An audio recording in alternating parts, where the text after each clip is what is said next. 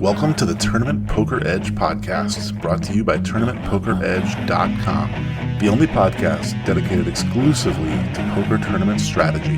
Now here's your host, Clayton Fletcher.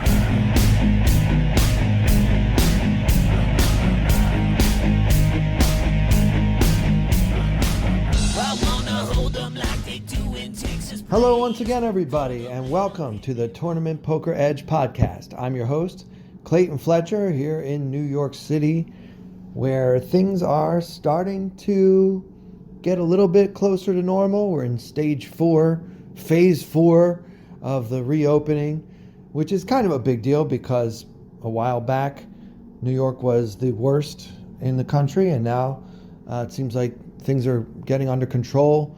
The infection rate here is less than 1%. And, good news all around. I don't know exactly when they might start opening comedy clubs and places like that.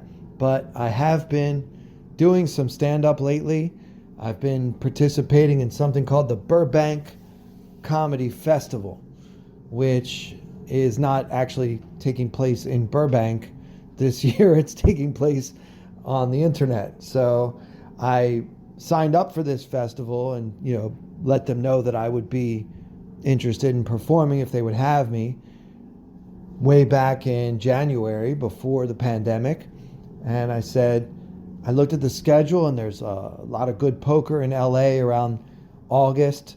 So I said, I can go and do some comedy, play some cards, have a good time.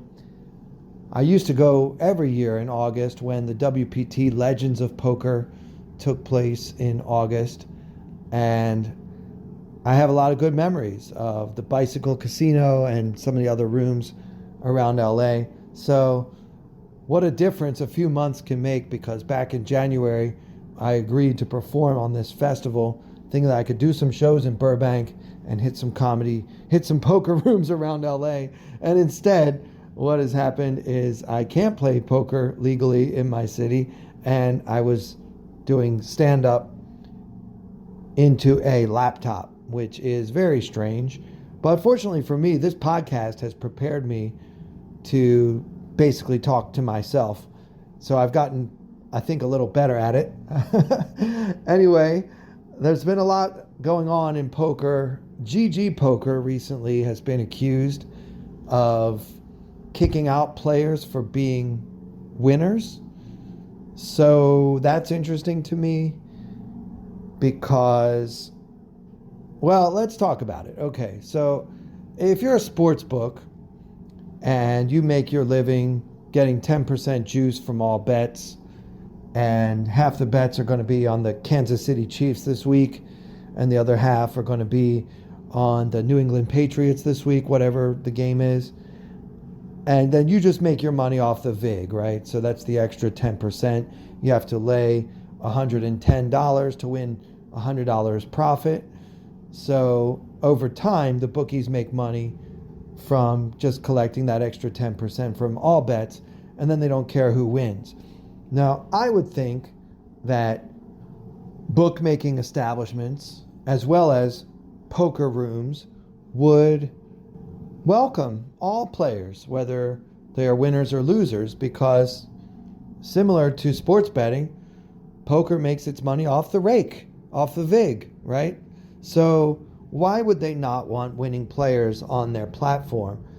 I don't know. Are they trying to create an experience where people can have fun losing money, but if you start winning money, they reserve the right to refuse service? I mean, I understand these companies can refuse service to anyone for any reason. I get that. But it seems to me that they should not want to. What does GGPoker care if some people are winning? That's what I'd like to know. If anyone has thoughts on this, please answer this question. I'm asking quite honestly. At Clayton Comic on Twitter, and let me know what you think, because I'm really at a loss. Similarly, I've heard of Vegas sports books, such as William Hill, notoriously, banning winning players. Now, I don't really get it. I really I'm at a loss. I mean, yeah, I guess if you're winning in parlay bets or if you're particularly good at futures betting, which I don't think anyone is because futures betting is so marked up, there's no way you can beat the rake on that. So I'm at a loss. So tell me why some gambling companies say no thank you to winning players. I mean, look, it's not like blackjack. Like if I play blackjack against the dealer and I somehow have an edge because I'm a really good card counter or because I can do edge sorting like Phil Ivey or something, like, and they don't want my business, that's different because they don't make money off of the VIG. They make money off of the inherent house edge on every single hand. But in games like poker and sports betting, there is no such edge. So I don't know why they would want to say no to anyone. So let me know what you think. I would love to hear some opinions on this. So tweet me at Clayton Comic and let me know. Today I wanted to talk about a couple of hands that I played in a $100 tournament on WSOP.com last month. Now, many times when we do this, I like to tell you how the tournament ended up for me. But in this case, I don't want to do that because I don't want to taint your view of what may or may not happen during these hands. So let's just jump into it. This one's kind of early in the tournament. Now this is a $100 tournament with a $10,000 guaranteed prize pool. Now for those of you who are used to playing on ACR or Poker Stars, that's going to sound ridiculous. Like, why would I pay $100 when they're only guaranteeing, what is that, 100 players for a $10,000 guaranteed prize pool? And you're right. I mean, it is a pretty small ROI, but it's also a smaller field. And one thing I like is when they have 100 players or fewer, as they often do for this tournament, they will award a very high percentage of that prize pool to first place. So I like that. I think it makes the final table more exciting and the strategy a little more aggressive, where there is such a reward for winning the thing.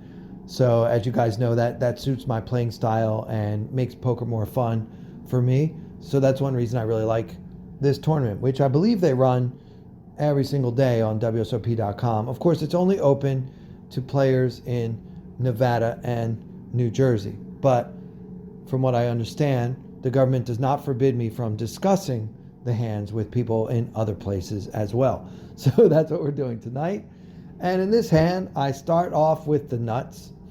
The blinds are 175 and 350, and the average stack is right around 11,000. Hero holding pocket aces under the gun at an 8-handed table. Actually, if I look, it's a 7-handed table because the player that should be the big blind must have arrived after the cards were dealt. So there's an empty seat and there's also a player that's in a seat but did not get cards. So it's a 7-handed table and we're under the gun with about 18,000, almost 19,000 in chips. Now, notably, the big blind only has 4,000 in chips. So he's got like 12 big blinds. And most of the other stacks at my table are around 8,000. So we're doing great. We have the biggest stack at the table. We're in very good shape in this tournament. So, of course, we could limp in and look to back raise, as some people like to say. I don't really do that very often. I think that the play is a bit overused and it's not really fooling anyone anymore. So if you want to do that play, sometimes you have to make sure you have some non-nuts hands in your limp re-raising range. So if you want to do that, I would suggest maybe like ace-5 suited. We've talked about ace-5 suited a lot on this program, and everybody knows by now that Ace five suited is a favorite hand for pre-flop bluffing because you are almost never worse than 30% to win the hand. So it's got a lot of equity unless you're so unlucky that someone actually has aces. Otherwise, you will always have at least 30% winning chances. So that makes it a fun hand to put into your pre-flop bluffing range. Some players at the very highest levels have taken to just never stop raising with ace five suited. Now, I mean, that might be a little too much for me, but I think that if you are trying to construct a range for limping and re-raising pre-flop that doesn't just include aces and kings, we know you want some bluffs in there. It's great to have a hand like ace five suited in the mix as well. You could maybe try some other pairs too, but I like using a suited ace five for this purpose because of the aforementioned pot equity considerations, but also the blocker value of a lot of the hands that would want to compete with you. You are blocking with your ace. So, of course, aces, ace king are much less likely if we are holding the ace five suited ourselves. So, anyway, in this situation, as in most situations, I decide to go ahead and raise it up. I just did a min raise here. You could go a little bigger, of course, obviously. But given that the big blind is so short, I decided since he's the most likely caller, I wanted to make sure that he would at least call. So I just min raised under the gun to 700. Again, the blinds are 175 and 350. So we make it 700 under the gun with the ace of spades, ace of hearts. I don't think there is going to be much controversy to this decision. On my left, my immediate left, a pretty loose player just calls, and he's got a little less than we do. He's got about 16,000 in his stack. In late position, a talented professional player calls in the cutoff, and he also has about 16,000 in his stack. So the three of us are going to see a flop, and it comes king of clubs, 10 of spades, 5 of spades. Now we have the ace of spades, so it's not a bad flop for pocket aces, but against two opponents, I don't think we should be trying to shovel all of our chips in the middle. So if we look at it, we've got a pot of 3,000, and we have another 18,000 behind, and our opponents have about 15,000 behind. So the effective SPR in this pot is 5. So we don't want to get all of our chips in the middle here with an SPR of 5 against two opponents when we only have one pair. Now, it is a very nice pair, the highest one pair hand possible, but that's just too many chips to put in. So at some point, we're going to have to pick a street to not bet. Now, if we didn't have the ace of spades, I think it makes a little more sense to check the turn rather than the flop. But when I have the backdoor flush draw, backdoor straight draw to go along with my pair of aces here, I think it makes sense to check on this street. And the idea here is pot control. I know that if I get all these chips in the middle with just one pair, it's incredibly unlikely that the one pair I have will be good, especially when one of my opponents is pretty talented. I don't see this guy like getting it all in with like king jack. It's just not about to happen. I mean, possibly he would have some big bluffs in his range with like a queen jack of spades or something like that, but really there aren't that many combos, especially when I have the ace of spades. So for that reason, I'm trying to control the pot. So I do decide to check, and then the amateur player checks as well, and the tough player bets 1,055 into 2,985. So he bets about 1/3 of the pot, which is actually good news for us. I mean, my preference would have been for this to check through, but given that he opted for such a small sizing, I'm happy to just call. My main concern right now is trying to get to showdown. This pot is actually perfectly fine with me right where it is. You don't want this pot to get too big when you just have one pair. So that's the whole idea behind pot control. So I was hoping to check it through, but if it doesn't check through, I'm happy to see that it's only a 1/3 pot size bet. Now this is the problem with being out of position. It's much harder to control the pot size from out of position for obvious reasons. I can't make everybody else not bet, but when I'm in position, I get to see whether they bet or not first, and then I can decide what I want to do. So given the backdoors and given the fact that there's a great chance the aces are still good at this point, folding is not an option. I also think that raising here is a little wild. It's a defensible play because, number one, your hand could be good. It's probably good. But I think it's a mistake because it puts you in the territory of this is a really good hand to either win a small pot with or lose a big one. So I just don't see any reason to do that with pocket aces here. I would be more likely to do that with a hand like ace queen of spades, which would have a gut shot, an overcard, as well as a flush draw.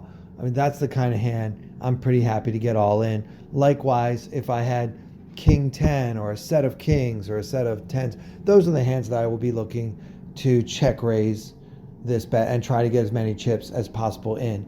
But with one pair, even the best pair, I'm trying to keep the pot small, so I just call. And then the amateur player to my left also calls. So all three of us are still in this pot. And there is now 6,150 in the pot, and we have about 17,000 in our stack. So we've done a pretty good job of controlling this pot. There's no reason why all of these chips have to go in. Well, actually, we should be looking at the other player stack. So now they are both down to about 14,000 each. So they still have more than twice the pot here on the turn.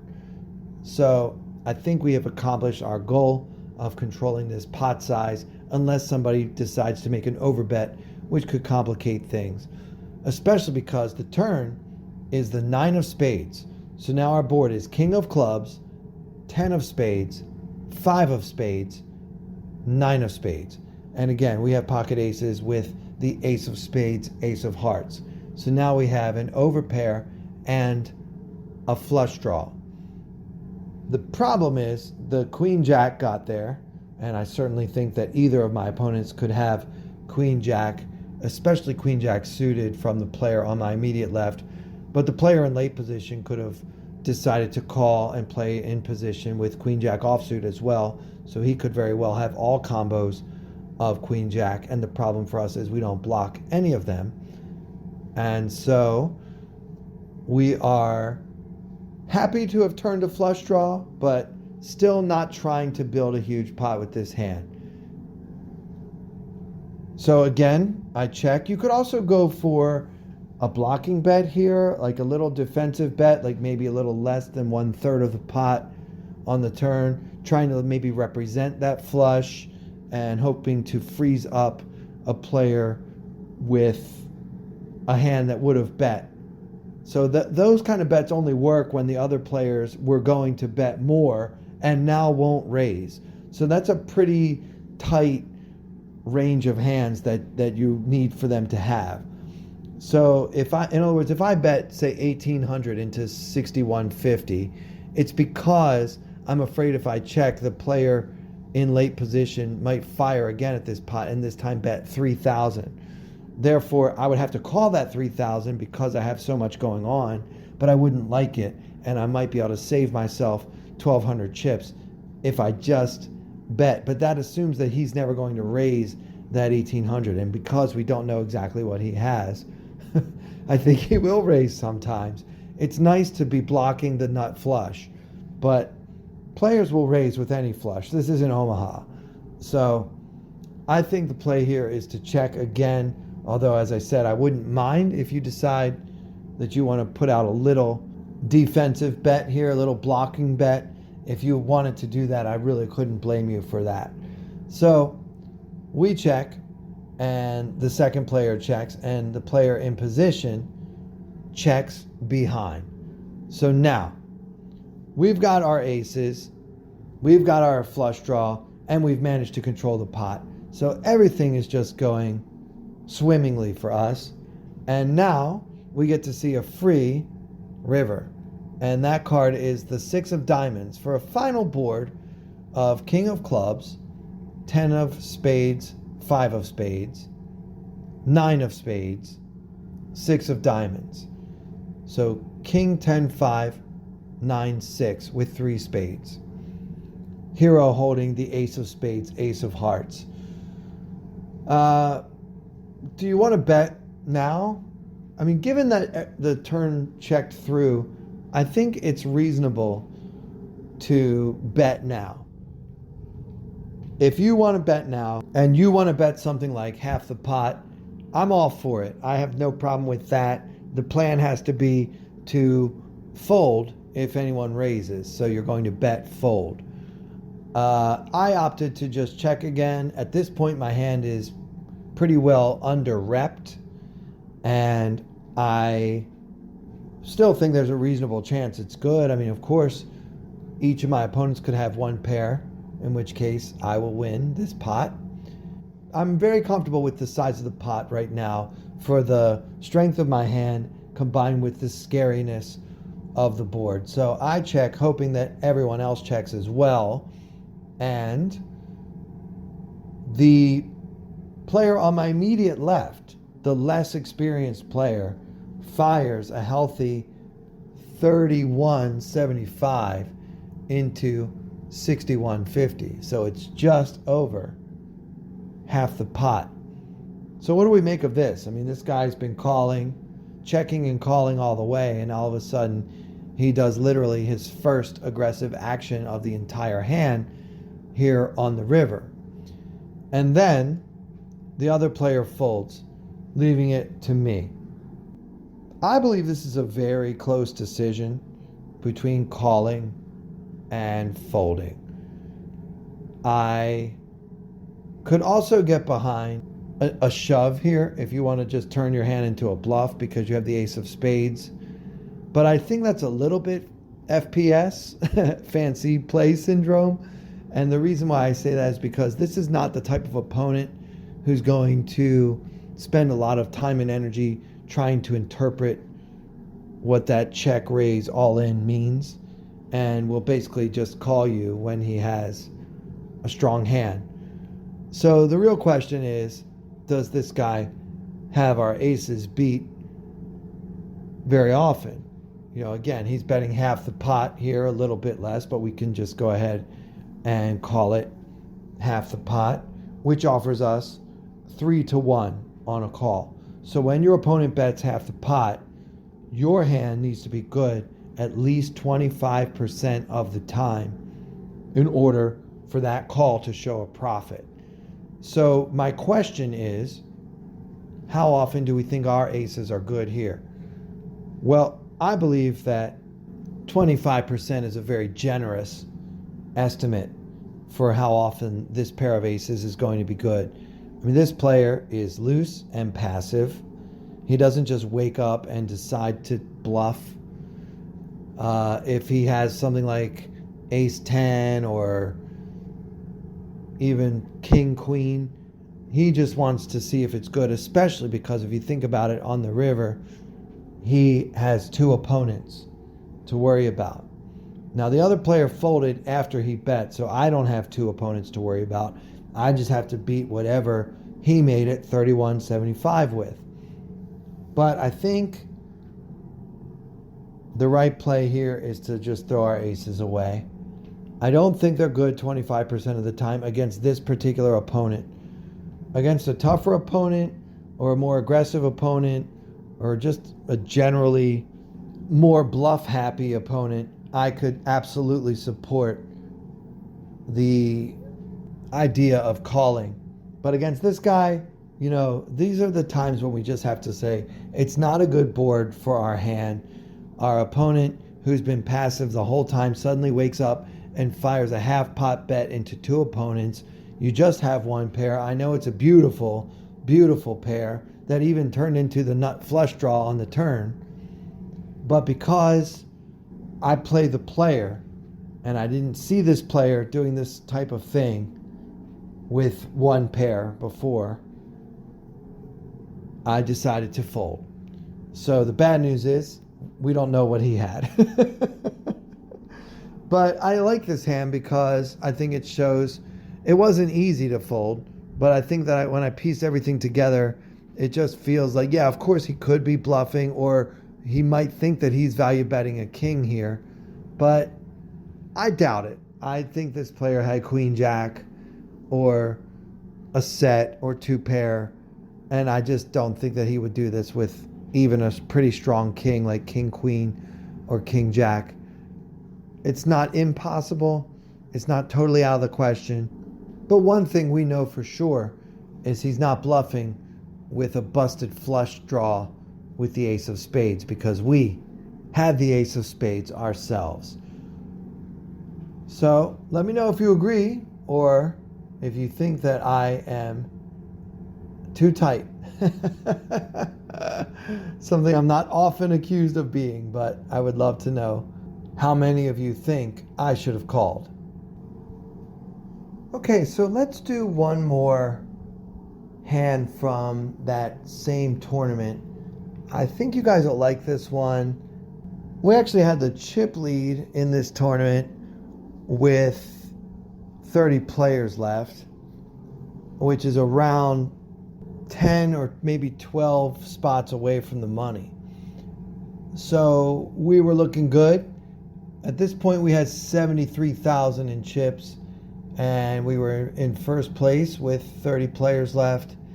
And the second place player had 47,000. So we've got, about 80% more than the second place player. So we've got quite a chip lead going here. I want to tell you a little bit about that player. He's he strikes me as a recreational player, an amateur player. It seems to me like he just really loves the game. He's got all the moves and he wants to show them off at every turn. So in this hand, he's in the big blind. When it's folded to us, the blinds are 500 and 1,000, and we are on the button with pocket nines, and it folds to us. The second place player is in the big blind with 47,000, and the small blind only has 13,000. So we might as well ignore the small blind for all intents and purposes. We've got pocket nines. We would love to raise and have the small blind shove and have the big blind fold, and then of course it's an easy call with two nines here. It's way too strong of a hand to fold just because a short stack shoved about 12 spots before the money. So we open and we really have our eyes on the stack of the big blind. So we make it 2,000. Now you will notice that very often on WSOP.com I do a pure min raise. I don't always do a pure min raise, but because the blinds and antes are already so big, I feel like we want to have some maneuverability after the flop, and in order to do that and maintain that, we need to keep things reasonable for our opponent's stack. So he's playing with 47 big blinds, so we don't need to be raising 3x or 2.5x even. I mean, it's a very small point. I think a lot of players really obsess over whether they should raise to 2.2x or 2.8x. And honestly, it doesn't really make that much difference in most situations. But certainly if we both had a stack like mine, I would make it a little bit bigger, especially against this player who I think is very likely to call whatever I make it. So, I mean, within reason. So he does call the min raise and defends his big blind. And we see a flop with 5,500 in the pot, and the effective stack is the big blind with 46,000. So again, we have a big and mighty SPR here of 9. So even if we flop an overpair with our 9s, we're not looking to try to get all the chips in with one pair. So 5,500 in the pot. Flop comes Queen of Clubs, Jack of Diamonds, 5 of Hearts. So it's Queen Jack 5 rainbow, and we have 2 9s. Our opponent checks as we expect him to, and we have our first decision of the hand. All right, this is a bread and butter spot. There are 2 overcards to our 9s. We have an aggressive opponent in the big blind. Should we bet? I think that a mix is probably what a solver would say, that you should bet this some of the time because your opponent, especially with the min raise pre-flop, your opponent really does have a range that looks a lot like any 2 cards. I mean, there aren't many hands he would have folded to the min raise. That said, there's some chance he outflopped us. More importantly, can we get value from this opponent if he did not outflop us and we bet this flop? Probably not. I mean, he may peel one time if he has a 5. Remember, the bottom card's a 5. Or if he just flatted pre-flop with pocket 6s, pocket 7s. I just don't think he would flat very often with those hands. This is the type of player that would say, look, the button is trying to steal my big blind and I have a pair, so I'm going to 3-bet and show him who's boss. I mean, that's the personality type that we're up against here. So given all of that, I think the right play here is to check back. Even if a solver would say you should check back 70% and bet 30%, I would say do that 30% when you don't have a read on your opponent and you think that you just have to try to beat a robot. This is a guy that's going to fold a lot, and when he doesn't fold, he's going to bluff, or he's going to check raise, and it's going to be very hard for us to know whether he's bluffing with a hand like King 10 or maybe just Ace 5 and he flopped bottom pair. So I want to stay out of those bad spots, make my life easier, and just play my position. So I'll just check it back and we see what happens on the turn. So there's still 5,500 in the pot, and the turn card is the 8 of clubs. So we have a Queen of Clubs, Jack of Diamonds, 5 of Hearts, and now on the turn, the 8 of Clubs. So it's Queen, Jack, 5, 8 with 2 clubs. And at this point, our opponent leads out for 4,000, which is a very healthy bet into this 5,500 pot. Now, okay, the 8 of Clubs did give us a gut shot, all right, for what it's worth. I'm not too excited about that gut shot. It means I basically have to hit a 10 on the river if I'm behind, or I could probably also win with a 9 on the river, so I may have up to 6 outs if I'm behind. The question is, what hands should he be making it 4,000 with? Well, he should be doing that with his 2-pair hands. Again, I don't think he has a lot of sets in his range because I think that he would usually 3-bet with just about every pair pre-flop. So I don't expect him to have a set very much. He could have Queen Jack, but this player may have even decided to 3-bet with that pre-flop. I mean, he was a very love of the game kind of just get after it at every turn kind of player. So this felt like a spot where I should call. the possibility that my nines are good, combined with the little extra value I get from having this gut shot on that 8, made me want to call. I also have the 9 of clubs in my hand, making it a little bit less likely that my opponent picked up a flush draw, which in this case is actually bad news because we want him to be bluffing here with a flush draw. We don't want him to be value betting a hand like Queen 8 that just made 2 pair, or Jack 8. Like, these hands are definitely in his range. Even 8-5, those hands are all in his range. It's close, but we decide to call. And now we're going to see a river. And the river is the 8 of diamonds. So now there's 13,500 in the middle, and our opponent has 42,000 in his stack. And here on the river, he decides to check. All right. Very, very happy that he checked. It means that he doesn't have a monster. But does it mean that he could have a jack? So here we have a decision. If we bet really big, our opponent will have to fold a jack. But given that the river paired the 8, it's not a great card, the 8 on the river. It's not a great card for us to effectively turn our 9s into a bluff.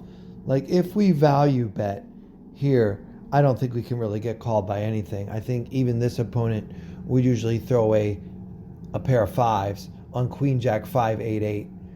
So, I mean, yeah, you could go for super thin value if you feel like he could have a 5 a lot. I think it's more likely he has a jack or nothing when he checks here. I think this opponent would fire again with a queen and certainly with an 8. So I'm not worried about being beat by 3 of a kind. I'm really only worried about him having a jack. Do you see why? Because I think he would bet again if he had a queen. And I'm sure he would bet again if he had an 8. So if he has a 5, our 9s are good. If he has a jack, our 9s are not good. So the problem is, can I get this player to fold a jack? Because if I can't, there's no point in even considering bluffing, because the only hand we're not beating that he might fold is a jack. And I think in the moment, I ultimately decided that there was no value in trying to get this guy to fold a jack, because he's not a big folder to begin with. It's not a good board for me to bluff. So he won't think, well, because it's a bad board for Clayton to bluff, Clayton's probably not bluffing. He won't go to that level. He's just going to say, I don't see how my jack could ever be no good here, and I'm just going to look it up. So even if I bet the pot here and just bomb it on the river, I expect this opponent to call too much with a jack to make doing so profitable. So I decided to just go ahead and check and hope that my 9s were good. And my opponent turned over the 10 of clubs, 4 of diamonds. So what did he bet on the turn for 80% of the pot? Just a gut shot. So he really had nothing, and it just shows the value of reading your opponent and trying to let your decisions be informed by that player's tendencies.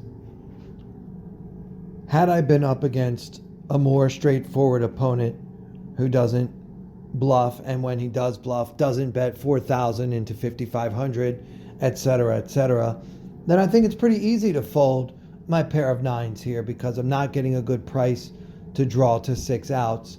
And against such an opponent, I would know that's the most I could have would be 6 outs. But because we're not playing against that type of player, I play a little bit more of a bluff catching strategy. And there's also the chance that a river card could come to improve my hand. So we made the call, and it worked out, which we went on to win. So this was one of the first place finishes that I had last month in July, and it was kind of fun to do a little hand history review of it. because this hand came back to me as I watched him back.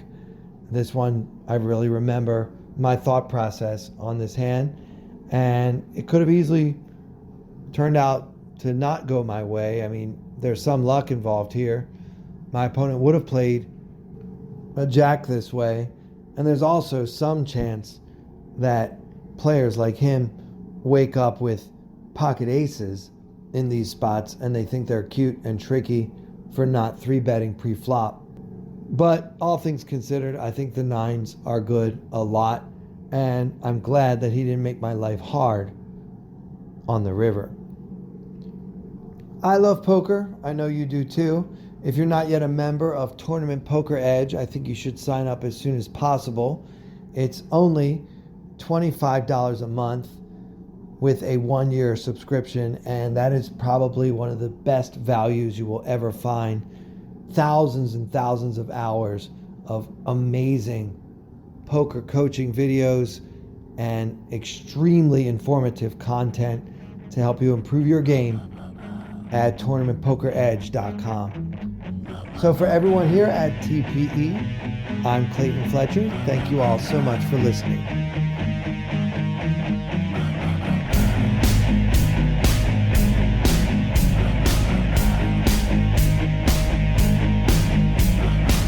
I wanna hold them like they do in Texas plays.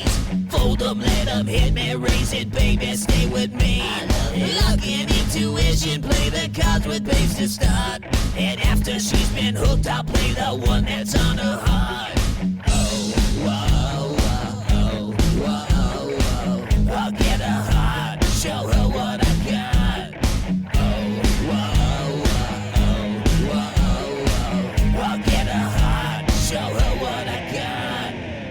Can't read mine, no she can't read a mile. Poker face, she's got to love nobody. Can't read mine, no she can't read a mile. Poker face, she's got to love nobody. Poker face, poker face. Poker face, poker face. I wanna roll with her, a hard pair we will be. While little gambling is fun when you're with me. I love it. Russian roulette is not the same without a gun. And baby, when it's love, it's not rough, it isn't fun. Oh, whoa, whoa, whoa, whoa. I'll get her heart, show her what I got. Oh, whoa, whoa, whoa, whoa. I'll get her heart, show her what I got. Can't read mine, no she can't read a mile. Poker face, she's got to love nobody. Can't read mine, no she can't read a mile. Poker face, she's got to love nobody. Poker face, poker face. Poker face, poker face.